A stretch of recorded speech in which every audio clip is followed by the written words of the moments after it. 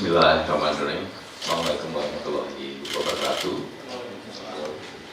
Selamat pagi, salam sejahtera bagi kita semua. Yang terhormat Deputi Bidang Penindakan dan Eksekusi Bapak Asep Guntur Rahayu, yang kami hormati dan selalu banggakan kawan-kawan jurnalis yang tidak pernah lelah, tidak mengenal hari libur, terus mendukung dan membersamai KPK dalam upaya-upaya pemberantasan korupsi.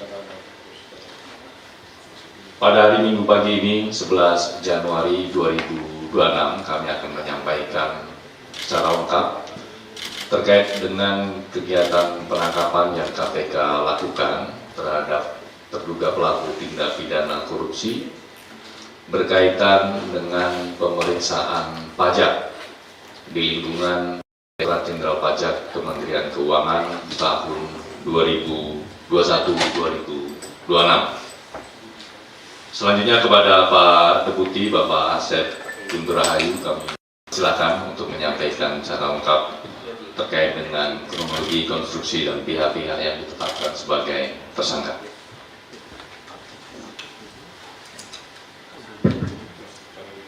Terima kasih Mas Jubir. Bismillahirrahmanirrahim. Assalamualaikum warahmatullahi wabarakatuh. Selamat pagi dan salam sejahtera bagi kita sekalian. Yang saya hormati Mas Jubir, yang saya hormati, saya cintai dan saya banggakan rekan-rekan jurnalis yang telah membersamai kami tanpa lelah dan tanpa henti, tiada hari libur. Bahkan hari ini mungkin dari kemarin hingga pagi ini masih tetap membersamai kami di sini. Baik, pada kesempatan pagi ini kami ingin menyampaikan terkait dengan penangkapan terduga pelaku yang tertangkap tangan melakukan dugaan tindak pidana korupsi terkait pemeriksaan pajak pada Direktorat Jenderal Pajak Kementerian Keuangan periode 2021-2026. Pajak menjadi tulang punggung penerimaan negara untuk menopang pembangunan nasional, seperti kita ketahui seperti itu, dan pembiayaan berbagai layanan publik. Maka integritas sistem perpajakan menjadi hal yang tidak bisa ditawar lagi. Karena setiap penyimpangan dalam pengelolaan pajak secara langsung akan mendegradasi penerimaan negara sekaligus berdampak pada hak masyarakat atas kualitas layanan publik yang layak. Jadi APBN, anggaran pendapatan dan belanja negara ini secara garis besar terbagi dua, yaitu pendapatannya dan belanjanya. Tidak ada dua sisi ya. Dari sisi pendapatannya salah satunya adalah dari pajak, dan ada juga penerimaan negara bukan pajak atau PNBP ya. Nah, dari sisi pajak ini seperti mungkin kalau rekan-rekan sekalian membaca bahwa Presiden Republik Indonesia Bapak Prabowo Subianto sudah menyatakan di dalam bukunya bahwa ada kebocoran, gitu ya. Ada kebocoran pada saat penerimaan ya, atau pendapatan. Nah, pendapatan ini salah satu yang bocor ini adalah di pajak seperti ini. Jadi uang masuk, sebelum masuk ini ke kas negara, kemudian bocor di sini, tidak masuk ya. Jadi dalam bukunya Paradok Indonesia itu dijelaskan salah satunya seperti itu. Sehingga ini akan menjadi kerugian ya bagi bangsa Indonesia. Kenapa? Karena negara tidak bisa menggunakan anggaran tersebut secara maksimal. Karena dari awalnya pintu masuknya itu sudah bocor. Sektor pertambangan merupakan salah satu penyumbang penerimaan negara terbesar melalui pajak, baik melalui pajak penghasilan PPH maupun pajak bumi dan bangunan PBB. Oleh karena itu, mufakat jahat untuk mengurangi pajak yang seharusnya dibayar ke kas negara adalah tindak pidana korupsi yang tidak hanya menimbulkan kerugian negara dalam skala besar, namun juga mencederai keadilan fiskal. Ketika masuknya sudah bocor, tadi kan ada dua sisi. Ketika penggunaannya, belanjanya juga ini hal yang biasa kalau belanja itu sering ya kita melakukan penanganan perkaranya. misalkan pembangunan infrastruktur dan lain-lain yang menggunakan dana dari APBN atau APBD yang kemudian pada saat pelaksanaannya itu bocor, dalam hal ini dipotong atau diambil secara tidak sah oleh oknum-oknum. Nah, ini sisi belanjanya. Nah, kalau yang saat ini dari sisi pendapatannya, awalnya gitu, sisi masuknya seperti itu. Modus-modus korupsi oleh oknum pegawai Ditjen Pajak bekerja sama dengan konsultan dengan mengurangi pajak atau kepentingan pribadi. Sudah sering kali terjadi. Celah kerawanan ini harus dilakukan perbaikan yang lebih serius agar penerimaan negara tidak bocor terus. KPK mengimbau kepada wajib pajak agar tidak segan untuk melaporkan kepada aparat penegak hukum jika mengalami adanya dugaan praktik-praktik pemerasan. Jadi ya ini antara petugas pajak dengan wajib pajak, ya di sana bertemunya di sana, gitu ya, sehingga terjadilah kong kali kong gitu ya, meeting of mind-nya ada di sana. Nanti akan kita jelaskan di depan. Dengan catatan bahwa wajib pajak tidak dalam posisi berusaha untuk meminta pengurangan. Hal ini sebagai bentuk pengawasan sekaligus aksi nyata dalam menjaga kedaulatan keuangan negara. Oleh karena itu, penindakan yang dilakukan oleh KPK ini diharapkan memberikan efek jera dan peringatan tegas bagi para pihak agar tidak mencederai amanah sekaligus hak negara. Adapun kronologis perkaranya sebagai berikut. Pada hari ini, hari Minggu ya, tanggal 11 Januari 2026, KPK akan menyampaikan informasi lengkap terkait kegiatan penangkapan kepada para terduga pelaku tertangkap tangan melakukan tindak pidana korupsi terkait dengan pemeriksaan pajak di lingkungan Direktorat Jenderal Pajak, Kementerian Keuangan periode 2021-2026. Awalnya pada bulan September hingga Desember 2025, PTWP menyampaikan laporan kewajiban pajak bumi dan bangunan periode 2023. Jadi periode wajib pajak ini, PTWP ini melaporkanlah untuk pajak bumi dan bangunan atau PBB tahun 2023, dilaporkan di tahun 2025. Atas laporan tersebut, tim pemeriksa dari Kantor Pelayanan Pajak atau KPP Madya Jakarta Utara, ya. Nah, ini karena kantornya ini berada di Jakarta ya, di wilayahnya gitu, di wilayah kantor KPP Madya Jakarta Utara melakukan pemeriksaan guna menelusuri adanya potensi kekurangan bayar. Jadi ini sudah dibayar tapi dicek ulang kemudian ada potensi kekurangan bayar pajak bumi dan bangunan tersebut. Hasilnya terdapat temuan potensi kurang bayar sekitar 75 miliar. Jadi setelah dihitung ya oleh tim pemeriksa dari KPP Madya Jakarta Utara ini, bahwa PBB untuk PT WP ini kekurangan, gitu ya, kurang membayar 75 miliar, seperti itu ya. Atas hasil pemeriksaan awal tersebut, PT WP kemudian mengajukan beberapa kali sanggahan. Jadi disampaikanlah dari pemeriksa ini kepada PT WP, Anda ya kekurangan bayar 75 miliar. Nah kemudian dari PT WP melakukan sanggahan. Menurut perhitungan PTWP itu jumlahnya tidak 75 miliar gitu ya. Ini juga bahwa saudara AGS, Kepala Seksi Pengawasan dan Konsultasi KPP Madya Jakarta Utara meminta agar PTWP melakukan pembayaran pajak all in. Jadi ini turun-turun terus ini. Jadi ada disampaikan 75 miliar. Kemudian disanggah tidak 75 miliar, gitu kan?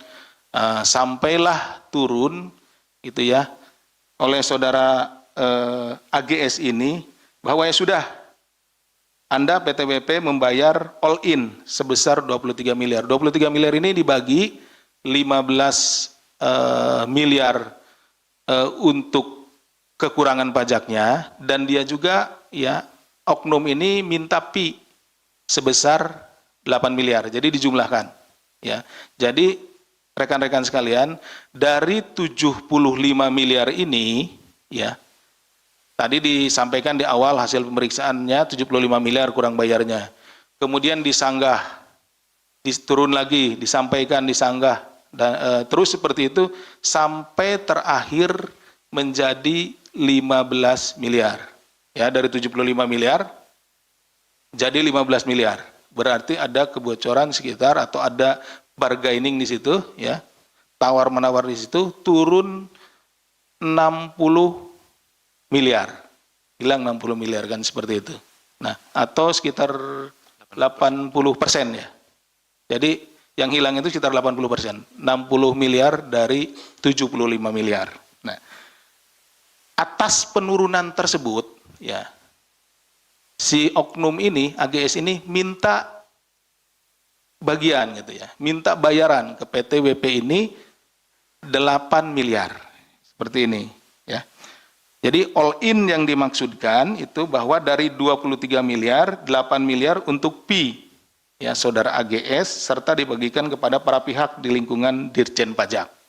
Yang 8 miliar ini yang diminta ini akan dibagikan, ya, dibagikan gitu ke para pihak di lingkungan Dirjen Pajak. Namun demikian PT WP merasa keberatan dengan permintaan itu dan hanya menyanggupi pembayaran fee-nya 4 miliar. Nah, permintaan fee-nya pun yang 8 miliar ini kemudian ditawar juga nih sama PT WP ini. Nggak sanggup dia bayar fee 8 miliar, sanggupnya hanya 4 miliar, seperti itu. Nah, kemudian pada bulan Desember 2025, setelah terjadi kesepakatan, tim pemeriksa akhirnya menerbitkan surat pemberitahuan hasil pemeriksaan SPHP dengan nilai pembayaran pajak bagi PT WP 15,7 miliar. Nah, tadi kan bargainingnya 23 miliar all in. Jadi 15 miliar untuk kekurangan pajaknya, 8 miliar permintaan fee-nya. Ya gitu, karena si oknum ini sudah nurunkan ya, dari 75 miliar turun sampai 15.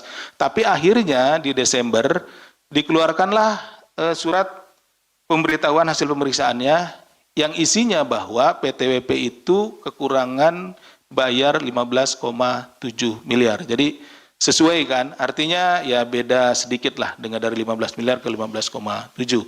Artinya memang benar dari awal ya, pemberitahuan awal 75 miliar ini, kemudian secara administratif, jadi ini kan ada suratnya gitu, itu 15,7 miliar. Nilai tersebut turun ya, 59,3 atau sekitar 60 miliar ya, atau tadi 18% dari nilai awal yang ditetapkan, sehingga menyebabkan pendapatan negara menjadi berkurang sangat signifikan. Harusnya kalau berpatokan kepada hasil perhitungan awal, ya potensi awal itu 75 miliar, berarti sudah hilang. Tadi seperti disampaikan sudah hilang, kehilangan negara itu sekitar 80% ya, seperti itu. Untuk memenuhi permintaan fee dari AGS pada Desember 2025, PT WP melakukan pencairan dana dengan skema kontrak fiktif jasa konsultasi keuangan dengan menggunakan perusahaan PT NBK yang dimiliki oleh saudara ABD selaku konsultan pajak. Jadi begini, perusahaan juga kan punya pembukuan. Nah, untuk mengeluarkan fee, ini kan bukan bagian dari sesuatu yang bisa dibukukan gitu. Dibukukan atau keluar bisa pertanggungjawabkan secara akuntansi. Nah, untuk itu maka dibuatlah pengeluaran fiktif di perusahaan itu. Jadi perusahaan ini, PT WP ini seolah-olah bekerja sama dengan konsultan pajak, dengan perusahaan konsultan gitu. Ya, dalam hal ini adalah PT NBK. Jadi PT WP ini seolah-olah meng-hire PT NBK, ini perusahaan ini adalah perusahaan konsultan ya, konsultan pajak, dan membayarkan 4 miliar. Ya. Jadi keluarlah dari kasnya PT WP ini uang sebesar 4 miliar yang catatannya, ya catatan di perusahaan tersebut, di PT WP itu adalah untuk membayar kepada PT NBK untuk kepentingan konsultasi pajak, ya konsultan pajak seperti itu. Padahal uang 4 miliar itu digunakan untuk pemberian kepada oknum. Tadi saudara AGS, ya, yang walaupun minta di awalnya adalah 8 miliar, ya, seperti itu. Selanjutnya pada Desember 2025, PT NBK mencairkan dana komitmen fee sebesar 4 miliar yang kemudian ditukarkan ke dalam mata uang dolar Singapura, ya. Jadi uang 4 miliar tadi dari kasnya PTWP setelah dibayarkan, ya, fiktif itu, pekerjaan fiktif ke PT NBK, kemudian di PT NBK ditarik seluruhnya, karena memang pekerjaannya kan tidak ada. Nah, yang 4 miliar ini kemudian ditukarkanlah dari mata uang rupiah ke mata uang Singapura dolar, ya. Seperti itu.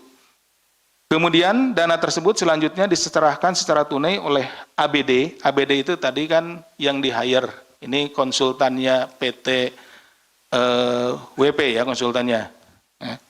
Kemudian kepada AGS. Jadi ABD menyerahkan uang 4 miliar tersebut kepada AGS dan ASB selaku tim penilai KPP Madya Jakarta Utara di sejumlah lokasi di Jabodetabek. Dari penerimaan dana tersebut pada Januari 2026, AGS dan ASB mendistribusikan uang kepada sejumlah pegawai di lingkungan Ditjen Pajak dan pihak lainnya. Jadi uang 4 miliar tersebut yang sudah dalam bentuk mata uang asing kemudian dibagi-bagi kepada beberapa pihak, ya, di Dirjen Pajak, ya.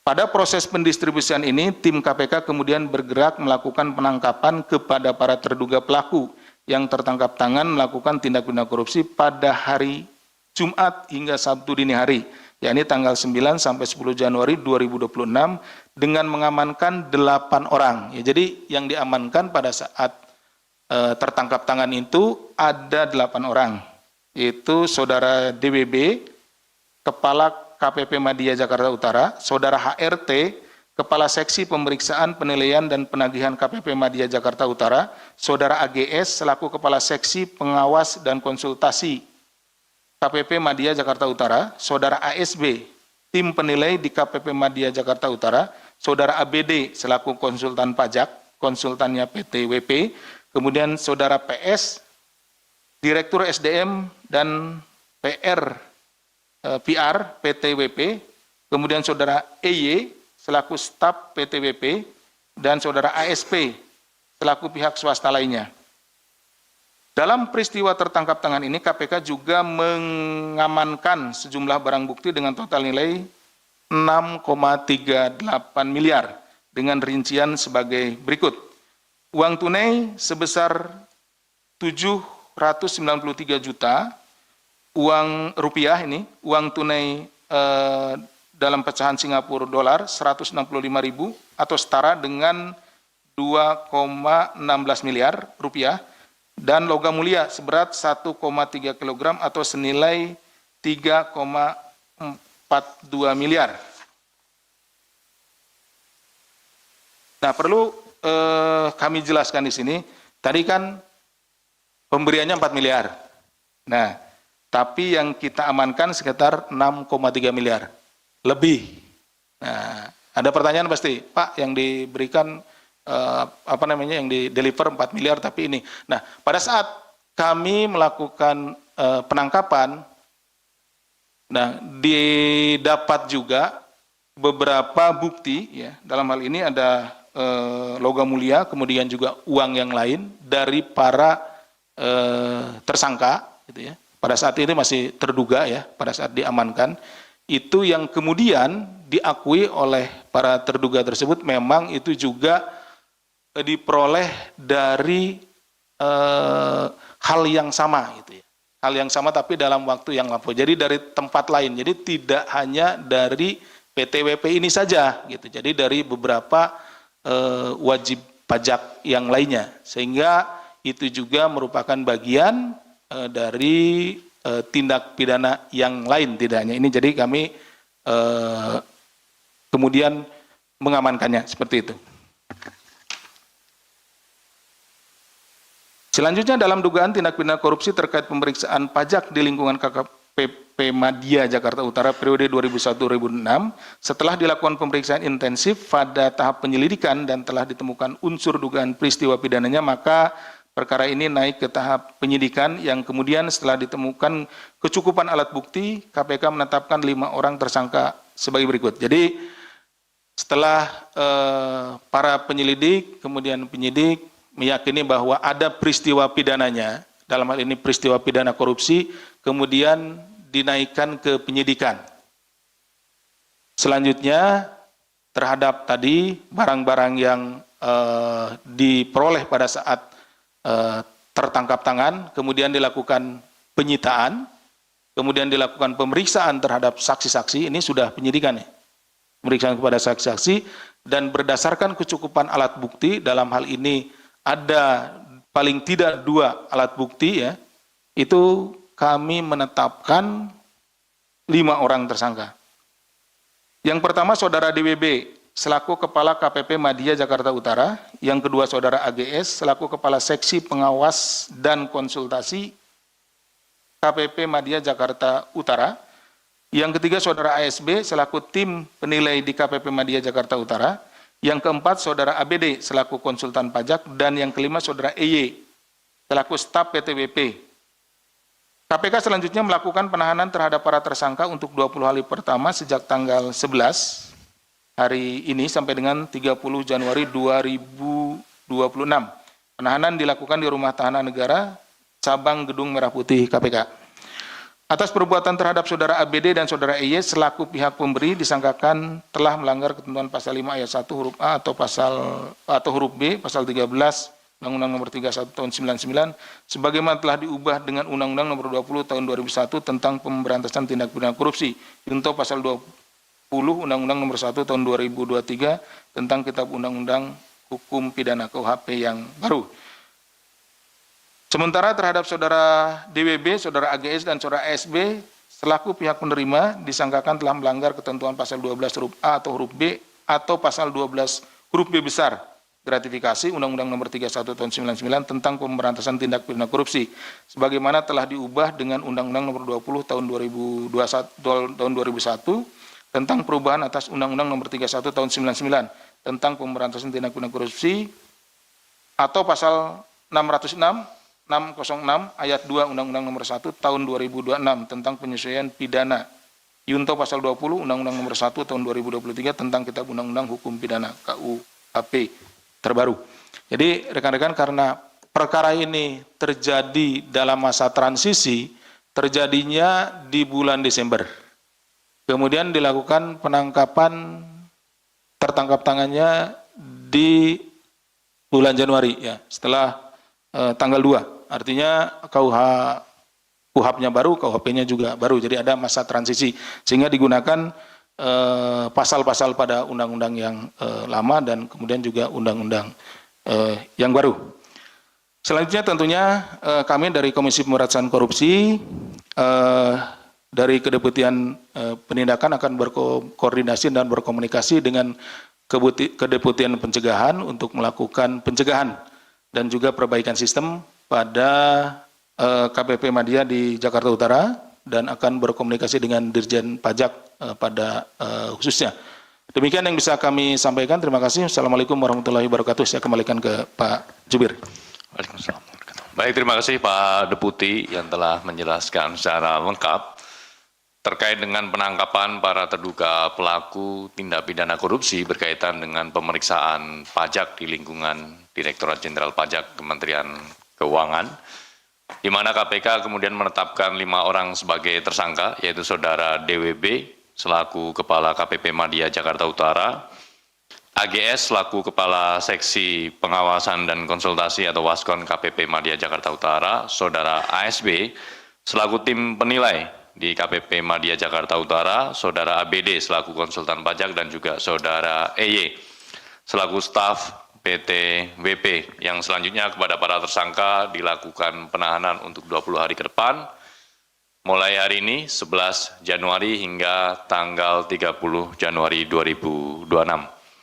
Baik teman-teman media, sebelum kita masuk ke dalam sesi tanya jawab, kami akan menampilkan barang bukti yang disita dalam kegiatan tertangkap tangan ini.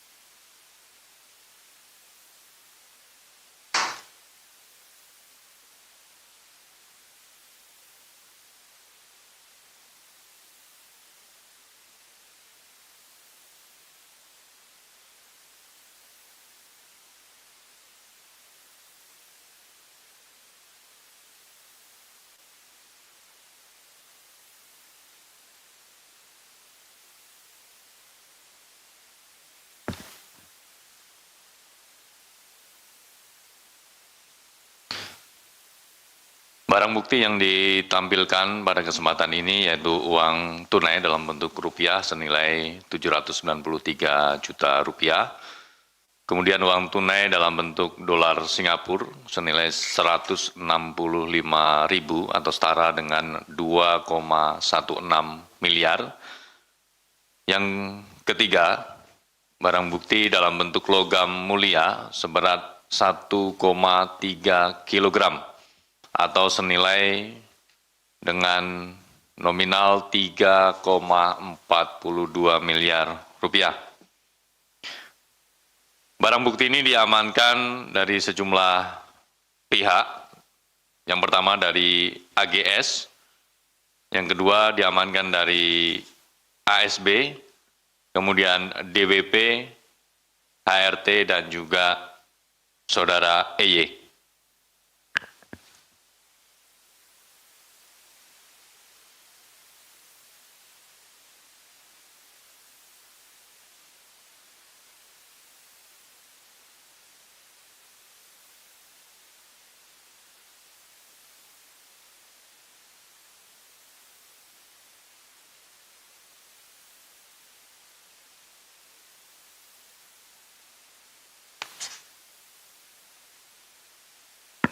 Selain barang bukti dalam bentuk uang tunai dan juga logam mulia, tim juga mengamankan sejumlah barang bukti dalam bentuk BBE atau barang bukti elektronik. Tentu nanti akan dilakukan ekstraksi untuk melihat informasi-informasi yang ada di dalamnya.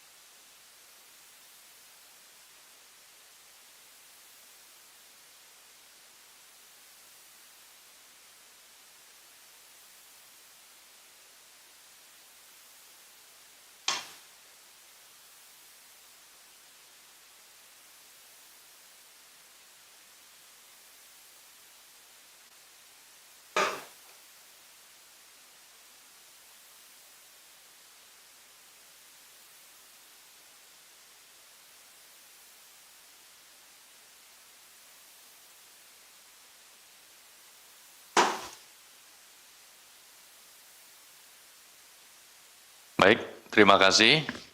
Selanjutnya kita akan buka sesi tanya jawab. Kami persilakan sesi pertama terkait dengan perkara ini. Satu, Mas Rio. Masih ada lagi? Oke, silakan. Kita buka dari Mas Rio Antara.